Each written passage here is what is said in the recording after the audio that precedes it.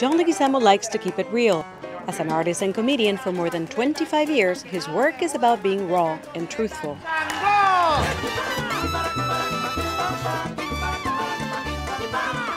Ghetto Clown, his fifth solo and third autobiographical show, opened on Broadway in February of 2011.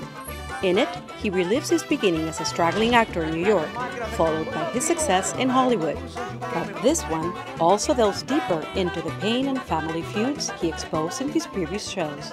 And of course I don't win, I'm just a runner-up. And my father's, congratulations, mijo. Of all the losers, you came in first place.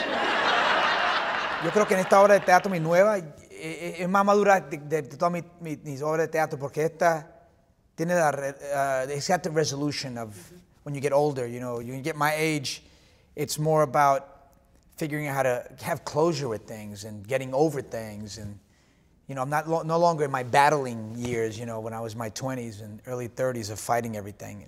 His battling years refer to the troubled relationship John had with his family as a young artist. Tell me that really it has cost you problems, it's cost you tension in your family, the fact Absolutely. that you pulled. I mean, there was a big price to pay because, you know, I'm airing a lot of dirty laundry, un poco de bochinche ahí de la familia que a nadie le gusta que uno saque eso al público. Entonces yo empecé a decir unas cosas que a mi padre no les gustaba y causó mucha fricción en mi familia. Well, I'm sorry to disappoint you, Dad. No, mijo, it's not you, it's me. I gotta get used to your failures. His wife agrees that John doesn't shrink from showing the truth, warts and all. It was hard for everybody at first. I think when they, even back in the early, in Freak, when he started to do these shows where the family felt like it was maybe too personal, I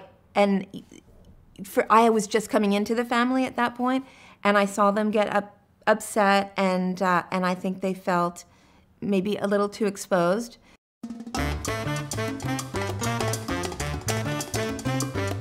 His shows also talk about the challenges of growing up in Queens in the 70s. Back in the day, we used to call it the Colombian limo. Then became the Mariachi Express. Now it's Curry in a hurry. Fighting everything. You know, I grew up in a really tough neighborhood in Jackson Heights, 90th Street in Roosevelt. Ghetto light, but it was ghetto nevertheless. And, you know, I was fighting. We were the early Latin family in the neighborhood, so, you know, I got beat up by everybody. I won some fights too. His work has extended well beyond the theater. He has acted in over 100 movies and TV shows, produced more than 10 movies, and even written a book. He does this with a focused dedication that can keep him up all night or even torture him. It's a really fascinating process to watch. I think he comes up with an idea, and he has so much inside of him. There's so many ideas in his head, and it just sort of, you know, in the beginning, it could be a 4-hour show. You know, I mean, it just goes on and on and on. And really then the question becomes, what do we cut? But the role John pays most attention to is that of being a father to his two children, Allegra and Lucas.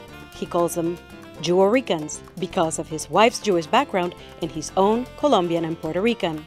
This merging of faith and cultures keeps things interesting in his household.